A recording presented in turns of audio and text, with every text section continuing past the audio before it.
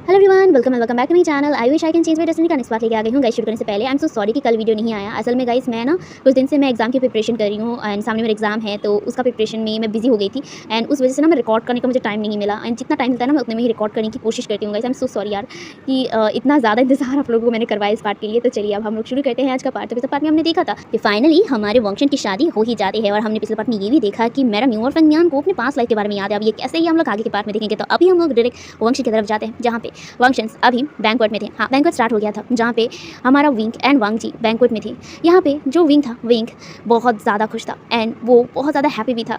वो सच में यकीन नहीं कर पा रहा है कि उसकी शादी राजकुमार लान वांग जी से हुआ है। वो सच में बहुत ज़्यादा खुश था, बहुत ज़्यादा। उसके फेस में वो खुशी देखा जा सकता था। हालांकि उसके फेस में अभी भी वेल था, लेकिन वेल के पीछे से वो स्माइल भी कर रहा था। वो वहीं पे खड़ा हुआ था और राजकुमार वो कुछ बातें कर रहे थे सेक लीडर के साथ। मतलब वहाँ पे बहुत सारे सेक लीडर्स आए थे, जैसे कि जिन जो कबीला था वहाँ से एंड नी कबीले से कुछ जो सेक लीडर थे वो लोग राजकुमार लान वांग जी से बात करने आए हैं। तो विंग वो बस वहीं पे खड़ा हुआ था, बहुत देर तक वो खड़ा हुआ था। और ऊपर से उसकी शीजे यहाँ पे नहीं था, उसका भाई भी वहाँ पे नहीं था। मतलब सब लोग ही ना अपने में बिजी थे और विंग वहीं पे खड़ा हुआ था। विंग को ना अपने पैरों में दर्द होने भी लगा था, क्योंकि एक ही जगह में खड़ा रहना कितनी देर एक इंसान रह सकता है। तो विंग को भी ना अपने पैरों में दर्द होने लगा था। जहाँ पे विंग यही सोच रहा था कि तभी उसकी शीजे और उसकी जो माँ थी यानी कि मैडम यू, वो दोनों ही विंग के पास आ गए थे। वो लोग बैंक्वेट में अभी आए थे, जहाँ पे विंग अपनी माँ को देखकर खुश हो गया था। वो अपनी माँ से बात करने लगा था। वो पूछने लगा था कि वो लोग कहाँ थे इतनी देर से। जहाँ पे उसकी माँ कहती है कि वो थोड़ा सा काम के लिए अपने रूम पे गए थे। ये सुनकर विंग ने सिर्फ नोट कर दिया। जहाँ पे उसकी माँ और विंग के शीजे मिलकर विंग को वहाँ से बैंक्वेट से बाहर लेके जाते हैं। बाहर जाने से पहले राजकुमार लान वांग जी को मैडम ने बोल दिया था कि वो विंग को लेकर उनके महल जिंगशी महल लेके जा रहे हैं। यहाँ पे राजकुमार लान वांग जी ने नोट कर दिया था उन्हें वहाँ पे रुकना पड़ेगा, क्योंकि वो क्राउन प्रिंस है इस राज्य का, तो उन्हें यहाँ पे रुकना पड़ेगा। तो इसीलिए वो वहाँ पे रुके थे। एंड दूसरी तरफ विंग को मैडम यू और जो यानी थे यानी वहाँ से लेकर जिंगशी महल, जहाँ पे विंग एंड वांग जी का वेडिंग चैम्बर था। हाँ, वेडिंग चैम्बर उन लोगों ने वहाँ पे तैयार कर दिया था एंड वहीं पे विंग को लेके जाने लगे थे। जहाँ पे विंग को लेकर मैडम यू और जो यानी जिंगशी महल की तरफ बढ़ने लगे थे। कुछ दूर आते ही ना मैडम यू रुक गई थी एंड मैडम यू के साथ साथ विंग एंड जियांग यानली भी रुक गई थी। विंग कंफ्यूज हो गया था कि मदर अचानक रुक क्यों गई, दोनों अचानक रुक क्यों गए। जहाँ पे जो विंग था, विंग जो ऑफकोर्स वेल की वजह से देख नहीं पा रहा था, वेल बहुत ज़्यादा थिक था, इसीलिए सामने भी वो ठीक से कुछ देख नहीं पा रहा था। तो वो वैसे ही अपने माँ से बस पूछता है, माँ आप रुक क्यों गए, क्या हुआ। जहाँ पे उसकी माँ कुछ देर साइलेंट रहने के बाद वो जियांग यानली की तरफ देखती है और वो कहती है, यानी तुम अभी बैंक्वेट वापस जाओ, तुम्हारे पिता और तुम्हारे भाई वहाँ पे है, तुम वहाँ पे जाओ अभी के लिए। मैं विंग को लेकर आशियन को लेकर जिंगशी महल जाता हूँ, ठीक है।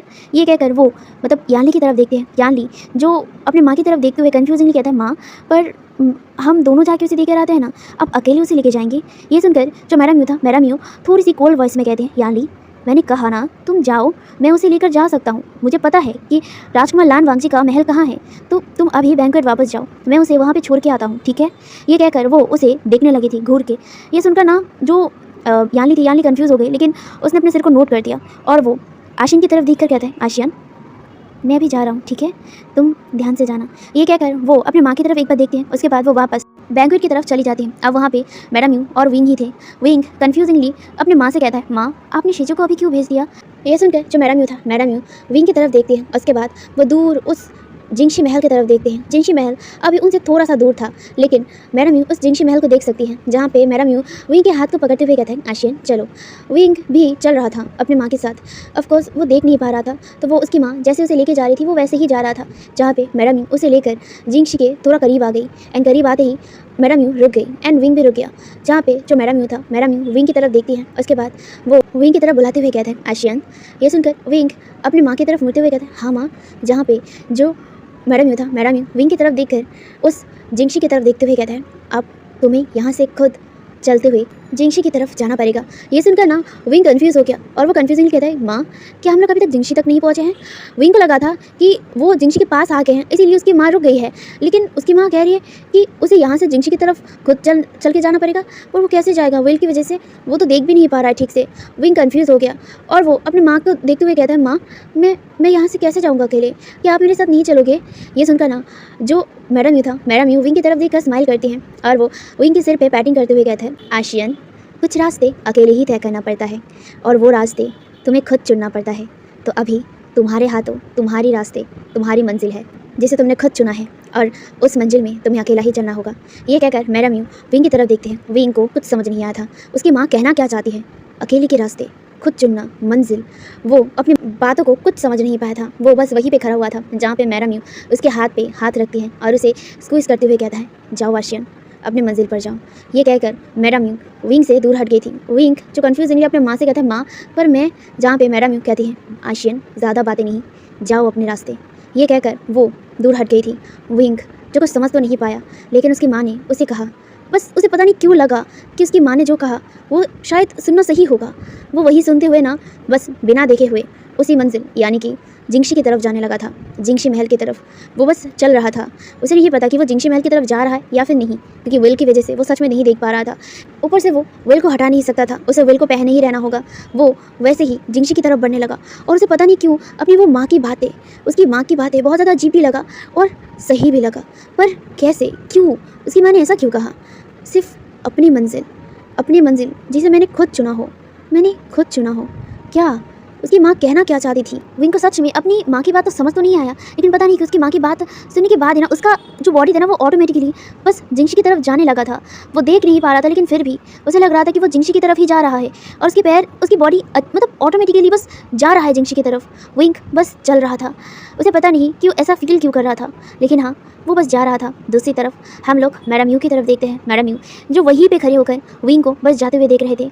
मैडम यू के फेस पे अब थोड़ा सा शिकन आ गए थे। वो जिंगशी की तरफ देखते हैं और फिर वो कहते हैं, मुझे नहीं पता अब इसका अंजाम क्या होगा, पर अब मेरे बेटे का लाइफ तुम्हारे हाथों है।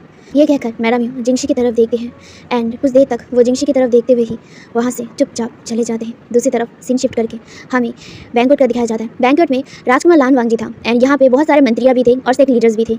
यहाँ पे जो किंग लैन चिंगेनजुन थे, किंग लैन चिंगेनजुन भी थे। किंग लैन चिंगेनजुन अभी अपने आसन पे बैठे हुए थे। वो सबकी तरफ देखते हैं। यहाँ पे सारे मंत्रियाँ और सारे जो क्लैन लीडर्स थे वो सारे लोग थे एंड लान वांगजी भी था। लान वांगजी जो वहीं पे बैठा हुआ था और वो अपनी मुट्ठी को टाइट किया हुआ था, अपने गुस्से को कंट्रोल कर रहा था, क्योंकि यहाँ पे लैन आन की बात ही हो रहे थे। जहाँ पे एक मंत्री खड़ा होता है और खड़ा होकर वो किंग के सामने वो करता है और वो कहता है, किंग अब आप राजकुमार लैन आन को क्या पनिशमेंट देना चाहते हैं? हम सभी आपके फैसले के लिए इंतजार कर रहे हैं। ये कहकर वो मंत्री सबकी तरफ देखता है। सब लोग भी अपने सिर को नोट कर दिया था, इंक्लूडिंग टू लान वांगजी। लान वांगजी भी अपने पिता की तरफ देख रहा था। वो भी घूर के उसका पिता क्या डिसीजन लेने वाले हैं इस बार। लैन आन ने जो गलती किया है, लैन आन ने जो भी किया है उसके लिए उसे कड़ी पनिशमेंट मिलना चाहिए। यही सोचकर लान वांगजी अपने पिता की तरफ देख रहा था, जहाँ पे जो लैन चिंगेनजुन थे, लैन चिंगेनजुन कहते हैं, हाँ जैसा कि मैंने कहा कि यहाँ पे लैन आन ने जो गलती किया है उसके लिए उसको पनिशमेंट मिलेगा। ये कहकर वो अपनी जो गार्ड्स थे उसकी तरफ देखता है एंड उसकी गार्ड ने नोट किया और वो वहाँ से चले गए बाहर। कुछ देर बाद वो सारे गार्ड मिलकर लैन आन को वहाँ पे लेके आते हैं। लैन आन जो इतनी देर तक अपने कमरे में था, हाँ उसे कमरे में ही रखा गया था, क्योंकि जब तक शादी हुआ था तब तक लैन चिंगेनजुन ने उसे कमरे में रख दिया था। हालांकि उन्होंने जेल में रखने का सोचा था, बट उनके भाई ने उसे जैसे तैसे मनवा कर लैन आन को उसके कमरे पर रखा था। लेकिन अभी लैन आन को खींचकर, मतलब सारे जो रॉयल गार्ड्स थे वो खींचकर वहाँ पे उस जगह पे उस बैंक्वेट में लेके आए थे। वहाँ पे बैंक्वेट में सभी लोग अपने सीट में बैठे हुए थे, ठीक है। तो यहाँ पे उसको मतलब लैन आन को वहाँ पे लाया जाता है एंड लैन आन को देखकर ही ना लान वांगजी का आंखें ना फिर से गुस्से में लाल होने लगा था। लैन आन जो एकदम शांत था और चुपचाप था, वो चुपचाप अपने सिर को झुकाए हुआ था। जहाँ पे उन रॉयल गार्ड के पीछे पीछे लैन चिरेन भी आता है और लैन चिरेन भी वहीं पे आके खड़े हो गए थे अपने बेटे के सामने, जहाँ पे जो किंग लैन चिंगेनजुन थे, किंग लैन चिंगेनजुन लैन आन की तरफ देखते हैं। लैन आन अपने सिर को झुकाया हुआ था, जहाँ पे लैन चिंगेनजुन अपने भाई की तरफ भी देखते हैं। उसका भाई भी बिल्कुल शांत था, वो भी कुछ नहीं कह रहा था। जहाँ पे लैन चिंगेनजुन एक गहरी सी ब्रीथ लेता है, उसके बाद वो सबकी तरफ देखते हुए कहता है, जैसे कि मैंने कहा कि लैन आन ने जो किया है उसके लिए उसे पनिशमेंट मिलेगा। तो उसका पनिशमेंट यही है कि उसे पूरे 10 लैसेस लेने पड़ेंगे, वो भी सबके सामने। ये कहकर जो लैन चिंगेनजुन थे, लैन चिंगेनजुन अपने भाई की तरफ देखते हैं। उसका भाई जो बिल्कुल शांत था, उसने कुछ नहीं कहा था। ये देखकर लैन चिंगेनजुन जो अपने भाई से अपने नज़र हटाते हुए अपने गार्ड की तरफ देखता है एंड गार्ड भी अपने सिर को नोट करते हुए वहाँ पे 2 गार्ड आते हैं। यहाँ पे लैन आन एकदम बीचों बीच बैठा हुआ था अपने घुटनों पर एंड वहाँ पे 2 गार्ड आए थे, वो भी लैशेस लेकर, जिससे लैन आन को पनिशमेंट मिलने वाला था। बात यही हुई थी कि यहाँ पे पनिशमेंट उसे आज ही मिलेगा एंड सबके सामने मिलेगा, क्योंकि यहाँ पे सारे सेक्ट के लीडर्स, सारे ओमेगा जो मतलब सेक्ट लीडर्स के ओमेगा बेटियाँ या फिर बेटे भी थे, वहाँ पे सब लोग थे एंड सबके सामने ही उसे पनिशमेंट लेना पड़ेगा, यही उसका पनिशमेंट है।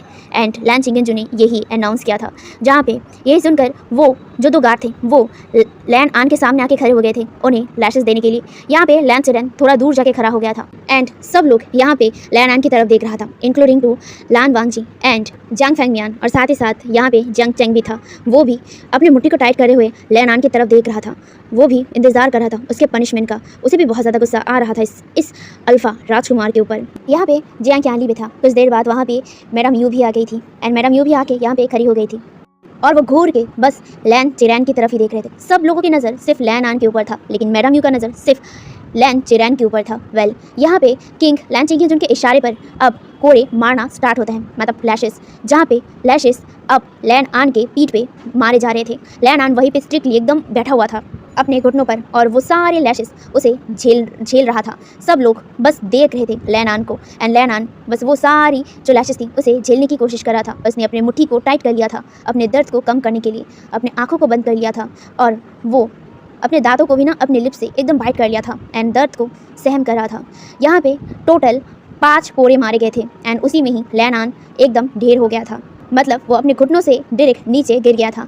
यहाँ पे जो गार्ड मतलब कोड़े मार रहे थे वो रुक गए थे एंड वो किंग की तरफ देख रहे थे। किंग लैन चिंगेंजू और 2 गार्ड्स को लैन आन को पकड़ने के लिए कहते हैं और उसे उठाने के लिए कहते हैं। लैन आन जो अब सच में 5 लैशेस झेलने के बाद ही उसकी हालत ख़राब हो चुकी थी, उसके मुंह से ब्लड निकल रहा था, लेकिन फिर भी उसे फिर से पनिशमेंट दिया जाता है। 2 जो गार्ड थे वो पकड़े हुए थे एंड 2 गार्ड कोड़े मार रहे थे एंड टोटल और 5 कोड़े मारने के बाद फाइनली मतलब पनिशमेंट खत्म होता है। यहाँ पे पनिशमेंट खत्म होते ही लैन आन जो ऑलरेडी बेहोश हो ही चुका था उसे कुछ गार्ड्स मिलाकर मतलब कुछ गार्ड्स उसे उठाकर वहाँ से लेके जाते हैं, वो भी हीलर के पास।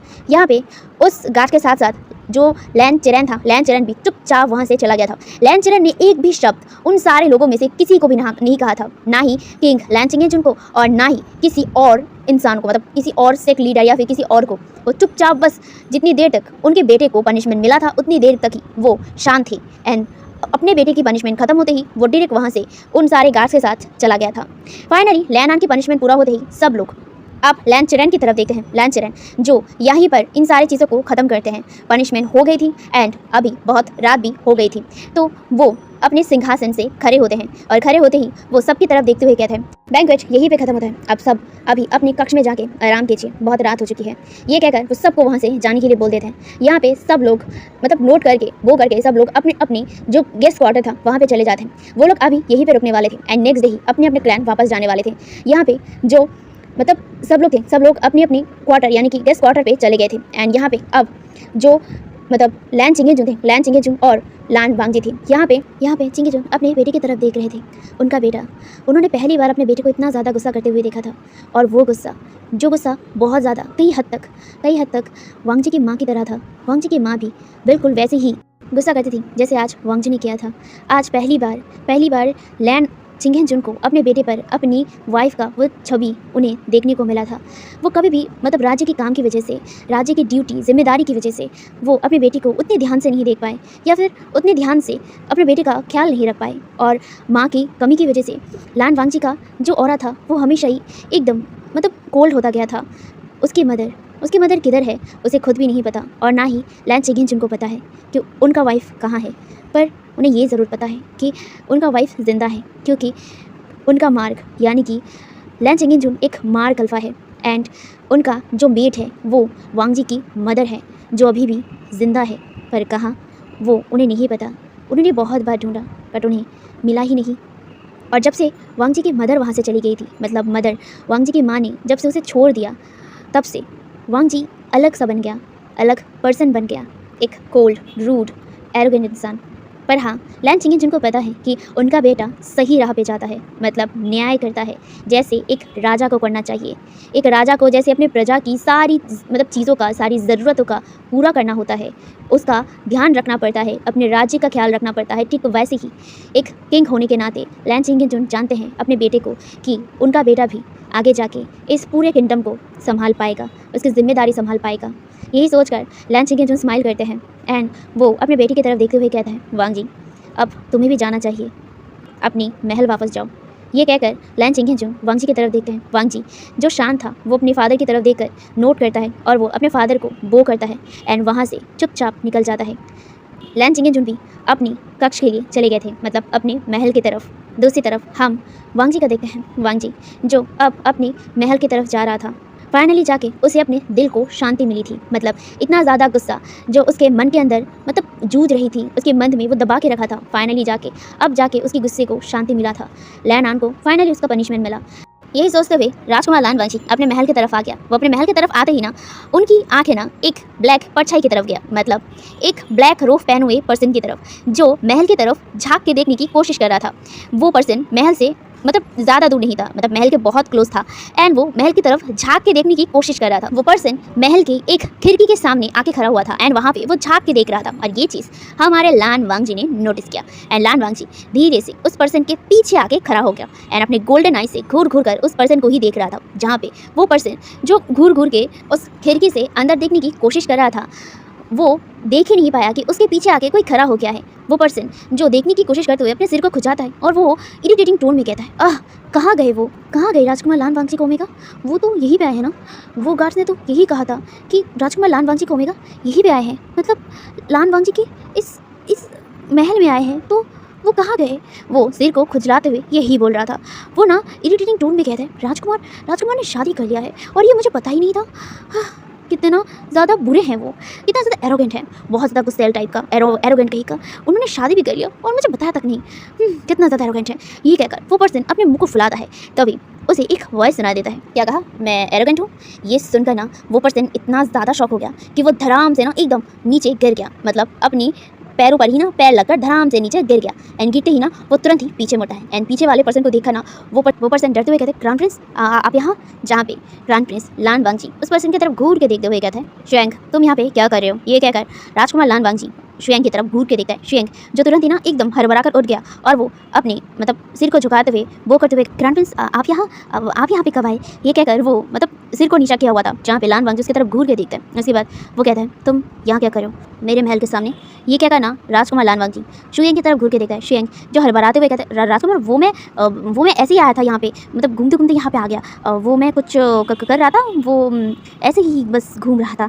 ये कहकर वो समझ नहीं पा रहा था कि वो क्या कहे, जहाँ पे लान वांगजी उसे घूर कर देखता है। उसके बाद उसकी आंखें उस मतलब शुएंग के बाजू पे जाता है जिस पे बैंडेज किया हुआ था। वो उसकी तरफ देखता है एंड फिर वो उसे कहता है, अभी जाके आराम करो। ये कहकर राजकुमार लान वांगजी डायरेक्ट अपने महल के अंदर चला गया था, जहाँ पे शुएंग बस वहीं पे खड़ा होकर राजकुमार लान वांगजी को जाते हुए देखता है। उसके बाद वो भी बिना कुछ कहना वहाँ से पॉट करते हुए चला गया था, क्योंकि उसे राजकुमार लान वांगजी का ओमेगा दिखा ही नहीं। वेल वो वहाँ से चुपचाप चला गया। दूसरी तरफ हमें वांगजी का दिखाया जाता है। वांगजी अपने महल के अंदर आया था। महल के अंदर गार्ड से जो उन्हें बो करते हैं, राजकुमार लान वांगजी सिर्फ नोट करता है और फिर वो अंदर चला गया था। अंदर जाके वो अपने कमरे के पास आया। कमरे के पास आकर वो उस डोर को देखने लगा। वो अपने आप को शांत करता है क्योंकि अब उसे अंदर जाना होगा एंड अंदर ऑफकोर्स उसका ओमेगा है जिससे उसने शादी किया है। यही सोचकर वो अपने आप को शांत करते हुए उस रूम का डोर ओपन करता है एंड डोर ओपन करने के बाद ही वो रूम में एंटर करता है। रूम में एंटर करते ही उसकी नज़र पहले बेड के पास गया, जहाँ पे ऑलरेडी विंग बैठा हुआ था वेल पहने हुए। ये देखकर कुछ देर तक ना लान वांगजी वहीं पे खड़ा रहता है। उसके बाद वो अपने कमरे का डोर बंद करता है। बंद करने के बाद वो कुछ देर तक ना वहीं पे खड़ा रहता है। उसके बाद वो धीरे धीरे बेड के सामने आता है और बेड के सामने आकर वो हिचकिचाता हुए बेड पे बैठ जाता है एंड बैठ कर वो बस विंग को देखने लगा। विंग अभी भी वेल पहना हुआ था और वहीं पे एकदम बैठा हुआ था, जहाँ पे लान वांगजी अपना हाथ ऊपर उठाता है और फिर धीरे से उसका जो वेल था, मतलब विंग का जो वेल था, उसे पकड़कर धीरे से विंग के चेहरे से उसे हटाता है एंड वो अब विंग का फेस देख सकता था। विंग जो अपनी मतलब आंखों को नीचे झुकाया हुआ था। वांगजी उसके चेहरे को धीरे से अपनी एक उंगली से ऊपर उठाता है और वो उसके फेस को देखने लगा। विंग बहुत ज़्यादा खूबसूरत था, बहुत ज़्यादा। विंग की वो फेस, विंग की आइज़, विंग के लिप्स, विंग की नोज़, उसकी फेशियल जो स्किन थी वो बहुत ज़्यादा स्वीट सॉफ्ट था और विंग के लिप्स के नीचे वो क्यूट सा मोल जो विंग को और भी ज़्यादा खूबसूरत बना रहा था। लान वांगजी सच में इस ओमेगा की खूबसूरती को देखकर ना एकदम मेस्मराइज हो गया कि ये ओमेगा कितना ज़्यादा खूबसूरत है। सच में वो बस ऐसे ही बिना ब्लिंक किए हुए विंग को देखने लगा था। विंग अभी भी लान वांगजी की तरफ देखा नहीं था, उसने अपनी आंखों को झुकाया हुआ था, जहाँ पे लान वांगजी उसके फेस को देखता है और फिर, विंग तुम बहुत ज़्यादा खूबसूरत हो। ये कहकर लान वांगजी उसके फेस पे, उसके चिक्स पे अपना हाथ फिराने लगा था। जहाँ पे जो विंग था, विंग अभी भी अपनी आंखों को लान वांगजी की तरफ नहीं किया था। उसने अपनी आंखों को एकदम झुका के ही रखा था। जहाँ पे लान वांगजी बस उसके फेस को देख रहा था, उसकी फेस की वो ब्यूटी वो देख रहा था, उसे एडमायर कर रहा था। जहाँ पे लान वांगजी उसके फेस को एडमायर करते हुए ही उसे कहता है, विंग मेरी तरफ देखो। जहाँ पे विंग अभी भी अपनी आंखों को झुकाया हुआ था। जहाँ पे लान वांगजी उसकी फेस को दोनों हाथों से पकड़ते हुए अपनी तरफ पूरी तरीके से घुमाता है और फिर उसे कहता है, विंग मेरी आंखों में देखो। जहाँ पे विंग अब जाके धीरे धीरे अपनी आंखों को लान वांगजी की आंखों से मिलाता है। एंड जब लान वांगजी ने विंग के वही सिल्वर आंखों में देखा, पता नहीं क्यों लान वांगजी को अपने बॉडी पे कुछ अजीब सा ही फील हुआ, जैसे कि उसने कुछ पल के लिए विंग के उस सिल्वर आइज में कुछ अलग चीज़ देखा। बस ये कुछ पल के लिए था, कुछ पल बाद ही वो एकदम नॉर्मल जैसा हो गया था। लान वांगजी को ये लगा, बट लान वांगजी ने ये ज़्यादा सीरियसली नहीं लिया। उसे लगा कि वो शायद वहम कर रहा है। जहाँ पे लान वांगजी विंग के वो सिल्वर आइज में खो गया था, वही सिल्वर आइज जो चमकता हुआ एकदम सितारे जैसे लग रहे थे। यहाँ पे लान वांगजी बस विंग के उस आइज में ही देख रहा था। जहाँ पे विंग भी लान वांगजी के वो गोल्डन आइज को देख रहा था। कुछ देर तक विंग ऐसे ही लान वांगजी को बिना पल के मतलब झपकाए देखता है। उसके बाद वो अपना हाथ धीरे से लान वांगजी के चेस्ट में रख देता है, उसके चेस्ट पे अपनी दोनों हाथ को रखता है और वो लान वांगजी की आंखों में देखते हुए एक प्यारी सी एक स्वीट सी स्माइल करते हुए कहता है, अल्फ़ा। एंड जब विंग ने ये कहा, लान वांगजी की आंखें थोड़ी देर के लिए शॉकिंगली भरा हुआ था, बट वो जस्ट थोड़ी देर के लिए था। उसके बाद वो एक प्यारी सी स्माइल करते हुए विंग को देखता है और वो विंग के फेस को अपने पास लाता है और उसकी फॉरहेड पर एक किस करता है और उसकी आंखों में देखते हुए कहता है, माई ओमेगा। एंड जब वांगजी ने ये कहा तो विंग के फेस में एक बड़ी सी स्माइल आ गया और वो एक प्यारी सी बनी सी स्माइल करते हुए लान वांगजी की तरफ देखता है। लान वांगजी विंग की आंखों में ही देख रहा था। उसे लगा कि फिर से विंग की आंखों में जैसे कुछ तो चेंज हुआ था, बट ये थोड़ी देर के लिए था। उसके बाद फिर से नॉर्मल हो गया। लान वांगजी को समझ नहीं आया, बट लान वांगजी इस चीज़ को ज़्यादा ध्यान नहीं देता और फिर वो बस विंग को अपने पास खींच लिया और उसे अपनी बाहों में ले लिया। जहाँ पे विंग ने भी लान वांगजी को हक कर लिया था और अपना फेस लान वांगजी के चेस्ट पे रख दिया था। जहाँ पे लान वांगजी विंग को अपने बाहों में लेकर उसे जैसे कि सुकून मिल रहा था। उसे बहुत ज़्यादा अच्छा लग रहा था कि फाइनली ये ओमेगा अब उसका है, सिर्फ उसका। यही सोचकर लान वांगजी ने विंग को और भी ज़्यादा कस के हक कर लिया था। जहाँ पे विंग भी लान वांगजी के नेक पे अपने दोनों हाथ को रख दिया था और उसे एकदम टाइटली हक कर लिया था। कुछ देर तक वो दोनों ऐसे एक दूसरे को हक करे रहते हैं। इसके बाद जो विंग था, विंग लान वांगजी से थोड़ा अलग होता है और लान वांगजी की तरफ ब्लिंक करते हुए देख रहा था। लान वांगजी भी उसे थोड़ा सा कन्फ्यूजिंगली देख रहा था। जहाँ पे विंग लान वांगजी के कॉलर को पकड़ता है और उसे खींचते हुए अपनी तरफ झुकाता है। लान वांगजी भी झुक गया था और वो विंग की तरफ ब्लिंक करते हुए देख रहा था। जहाँ पे लान वांगजी के आंखों में देखते हुए धीरे धीरे विंग लान वांगजी के बहुत करीब आ रहा था। लान वांगजी बस विंग को देख रहा था। विंग धीरे से लान वांगजी के क्लोज आते हुए उसके फेस के बहुत करीब आते हुए उसके लिप्स में अपना लिप्स लगा देता है। लान वांगजी इससे एकदम शॉक हो गया था और उसकी आंखें बड़ी बड़ी हो गई थी और वो बड़ी बड़ी आंखें करते हुए विंग को देख रहा था। विंग जिसने अपनी आंखों को बंद कर लिया और वो लान वांगजी के लिप्स को मतलब सक करने लगा, उसे किस करने लगा। लान वांगजी सच में बहुत ज़्यादा शॉक हो गया था। ये उसका फर्स्ट किस था, ये उसका फर्स्ट किस था और विंग से किस कर रहा है। लान वांगजी एक पल के लिए ना बस वहीं पे फ्रोज रहता है। उसके बाद जब वो अपने होश में आता है तब वो भी विंग को उस किस का रिस्पॉन्स करने लगा था। लान वांगजी को लगा नहीं था कि विंग ऐसा कोई बोल्ड एक्शन लेगा। उसे लगा था कि वो डरेगा। ऑफकोर्स फर्स्ट टाइम में सब लोग डरते हैं, तो ऑफकोर्स विंग डरेगा, यही नॉर्मल है। तो विंग का ऐसा बोल्ड एक्शन देखकर ना सच में वांगजी शॉक हो गया था। उसे नहीं लगा था कि विंग ऐसा भी कोई स्टेप ले सकता है। वेल, विंग को अभी लान वांगजी किस कर रहा था एंड लान वांगजी से ज़्यादा भी विंग कर रहा था। विंग इस किस को डीप कर रहा था और लान वांगजी बस इस किस को रिस्पॉन्स कर रहा था। यहाँ पे हो रहा था उल्टा, मतलब लान वांगजी विंग को डोमिनेट नहीं कर रहा था, विंग वांगजी को डोमिनेट कर रहा था। वांगजी बस हैरानी से विंग को मतलब देख रहा था। विंग का एक्शन जो बहुत ज़्यादा ही बोल्ड थे, जहाँ पे विंग लान वांगजी को किस करते हुए ही ना एकदम उसे बेड पर लेटा दिया था और वो उसके ऊपर आ गया था। वांगजी सच में बहुत ज़्यादा शॉक भी था और कहीं ना कहीं उसे ये अच्छा लग रहा था। वो भी इस किस को रिस्पॉन्स करते हुए विंग को पकड़ लिया था, मतलब विंग को कमर से पकड़ लिया था और उसे एकदम अपने और भी ज़्यादा क्लोज ला लिया था। जहाँ पे विंग लान वांगजी को किस करते करते ही ना लान वांगजी की जो रोप थी उस पर उसका हाथ जाता है और वो उसके रोप को खोलने लगा था। लान वांगजी वो ये महसूस कर पाया था और ये महसूस करते ही लान वांगजी ने तुरंत ही विंग के हाथ को पकड़ लिया और वो विंग की तरफ देखने लगा। विंग जो किस कर रहा था वो भी रुक गया और वो लान वांगजी की तरफ देखने लगा ब्लिंक करते हुए। जहाँ पे लान वांगजी विंग से थोड़ा सा अलग होता है और वो उसकी तरफ देखते हुए कहता है, विंग ये तुम अभी क्या कर रहे हो। जहाँ पे जो विंग था, विंग एकदम क्यूटली कहता है, क्या कर रहा हूँ अल्फ़ा, हमें अभी तो वो सब करना होगा ना अल्फ़ा। ये कहकर वो उसकी तरफ ब्लिंक करते हुए देख रहा था। लान वांगजी जो थोड़ी देर के लिए थोड़ा शॉक हो गया था, लेकिन वो विंग की तरफ देखता है और फिर विंग के चेहरे को पकड़ते हुए कहता है, विंग, तुम्हें किसी ने फोर्स नहीं किया है इस सब चीज़ों को करने के लिए। अभी ये सब चीज़ों के लिए बहुत समय है, तुम अभी अपना टाइम लो। मैं नहीं चाहता कि हमारा फर्स्ट टाइम ऐसे ज़बरदस्ती हो। हम जब ये सब करेंगे तब हमारी दोनों की मर्ज़ी हो, इसीलिए तुम अपना टाइम लो, ठीक है। ये कहकर वो विंग के चेहरे पर मतलब टैप करता है और फिर वो उठने लगा था, लेकिन सडनली ना लान वांगची के चेस्ट पर विंग ने हाथ रखा और उसे एकदम दोबारा बेड पर लेटा दिया और वो उसकी आंखों में देखने लगा। विंग को देख रहा था लान वांगची बहुत ही शॉकिंगली। लान वांगची विंग के बिहेवियर को ना मतलब समझ नहीं पा रहा था। सडनली विंग को हुआ क्या, सडनली विंग इतना ज़्यादा बोल्ड कैसे हो गया। जहाँ पे लान वांगची विंग को देखते हुए कहता है, विंग क्या हुआ। जहाँ पे लान वांगची को विंग देखता है और फिर कहता है, अल्फ़ा मैं चाहता हूँ आपको, मैं आपको चाहता हूँ, दिल से चाहता हूँ अल्फ़ा। क्या आप मुझे नहीं चाहते हो। ये कहकर वो पाउट करते हुए लान वांगची की तरफ देखता है। लान वांगची बस शॉकिंगली विंग को देखे जा रहा था।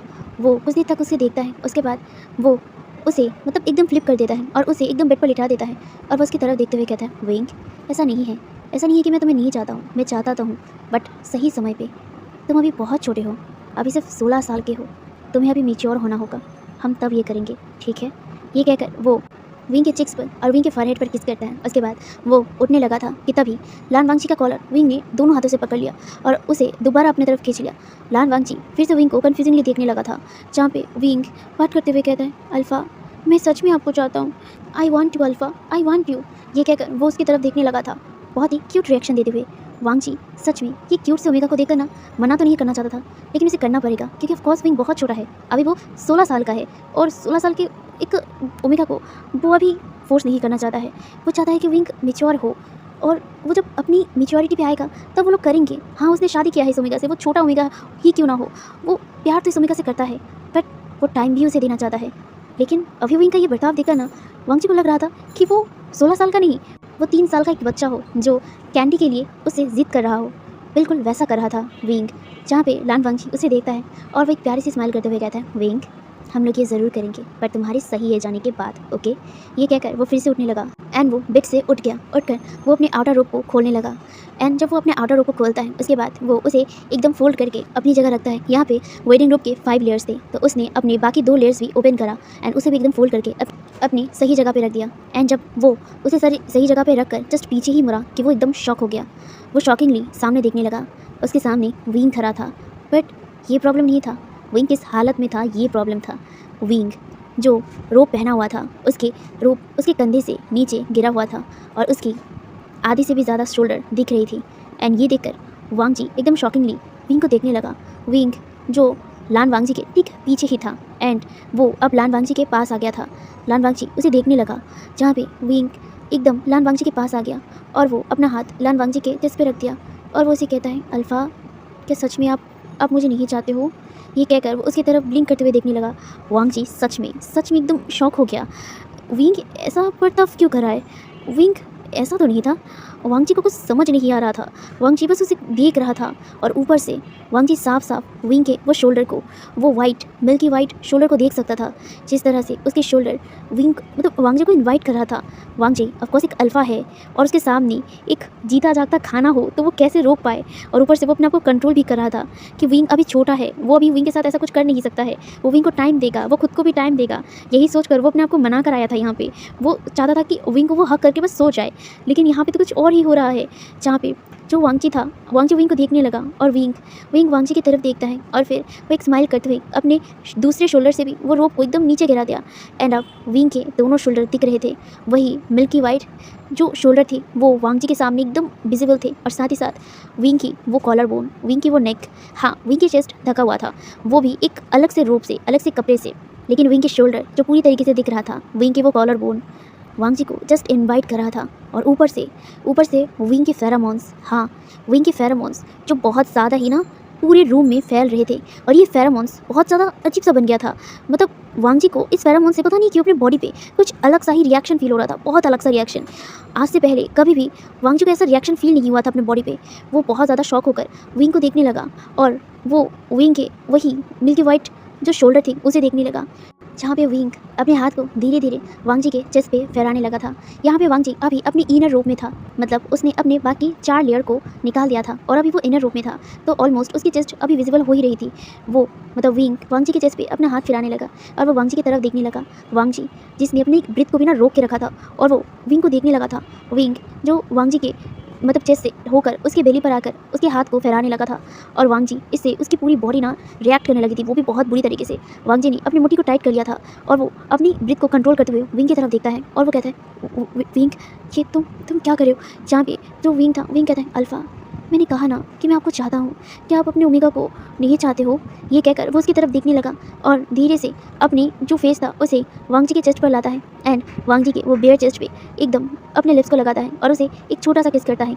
वांग जी की पूरी बॉडी ना एकदम वाइब्रेट कर उठा था, सच में एकदम वाइब्रेट कर उठा था। वो शॉकिंगली विंग को देखने लगा। विंग जो बहुत अलग बर्ताव कर रहा था, बहुत अलग, वो धीरे धीरे अपने हाथ को वांग जी के बॉडी पे फहराने लगा।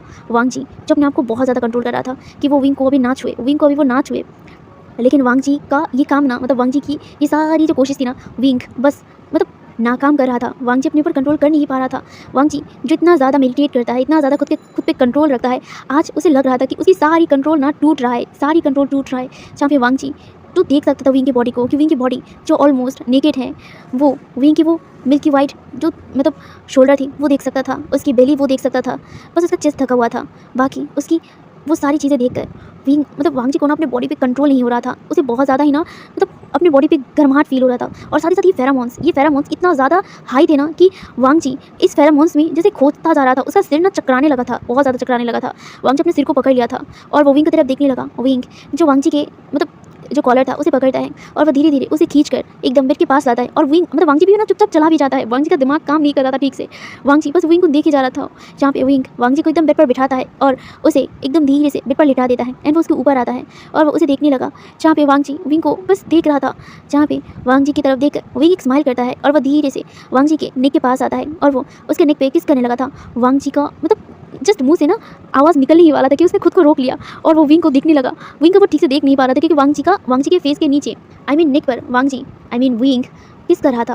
विंग की ये केसेस वांग जी की बॉडी पे आग जैसे बरसा रहा था। जहाँ पे वांग जी जो विंग से कहता है, विंग ये तुम क्या कर रहे हो? जहाँ पे वांग जी की कोई भी बात विंग नहीं सुन रहा था, उल्टा वो उसे सिड्यूस कर रहा था। हाँ, सिड्यूस ही कर रहा था, उसके बॉडी को टच करना, उसके बॉडी को किस करना। जहाँ पे वांग जी मतलब वो खुद को कंट्रोल कर रहा था और वो विंग को बोल रहा था कि विंग ये अभी ठीक नहीं है।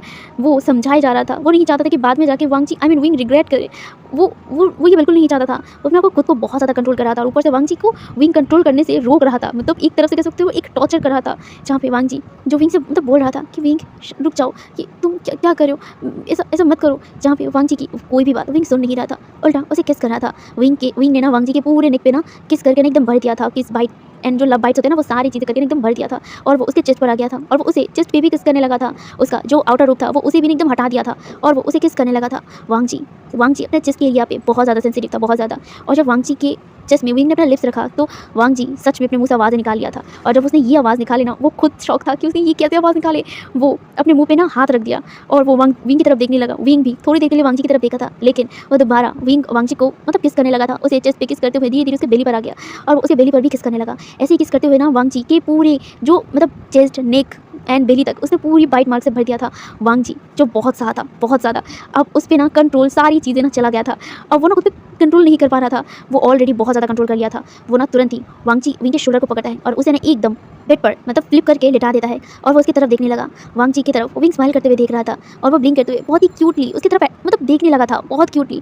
वांग जी विंग को देखकर कह सकता है कि वो अभी भी क्यूट सा एक ओमेगा है, लेकिन अभी जो वो कर रहा था ना, वो बोल्ड एक्शंस, वो लग ही रहे थे कि वो क्यूट सा एक इनोसेंट सा ओमेगा है। वो बिल्कुल इनोसेंट नहीं लग रहा था। वो मतलब जो भी अभी तक उसने किया, जो बोल्ड एक्शन वो किया, जैसे उसकी बॉडी पे ऐसे टच करना, किस करना, ये सारी चीज़ें लग ही नहीं रहा था कि वो एक इनोसेंट ओमेगा है।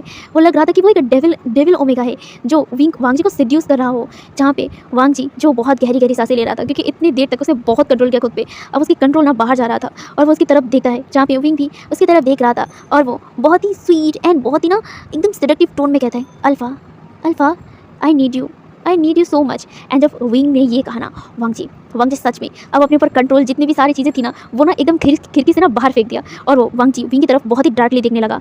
उसकी आइज़ अब गोल्डन हो चुकी थी, उसका अल्फा अब जाग चुका था।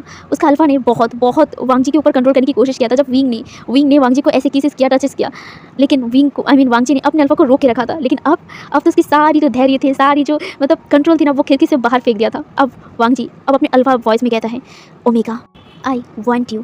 ये कहकर वो वांग जी विंग की तरफ आखिरी बार देखता है। उसके बाद वो डायरेक्टली वांग जी विंग के लिप्स पर अटैक कर दिया था और वो उसे बहुत ही ब्रूटली किस करने लगा था, बहुत ब्रूटली। विंग भी वांग जी के नेक पे अपने हाथ को रैप कर लिया था और अपने पैरों को वांग जी के वेस्ट पर, एंड वो उसे भी बहुत पैशनेटली किस करने लगा था। जहाँ पे वांग जी अब खुद को बिल्कुल रोक नहीं रहा था, बिल्कुल भी नहीं। ऊपर से ये फेरोमोन्स वांग जी के अल्फा को इतना ज़्यादा मतलब अच्छा लग रहा था ना कि वो वांग जी विंग को बस खा जाएगा। यही सोचकर वो विंग को बहुत ही मतलब ब्रूटली किस कर रहा था, उसके लिप्स से बाइट कर रहा था, उसके बाद मतलब लिप्स को सक भी कर रहा था। और वो उसे बहुत देर तक किस करता है। किस करने के बाद फाइनली वो उससे अलग होता है एंड फिर उसे देखता है। उसके बाद उसे बिना कुछ कहना उसके नेक पर अटैक कर देता है और वो उसके नेक पे किस करने लगा था, सक करने लगा था, बाइट करने लगा था।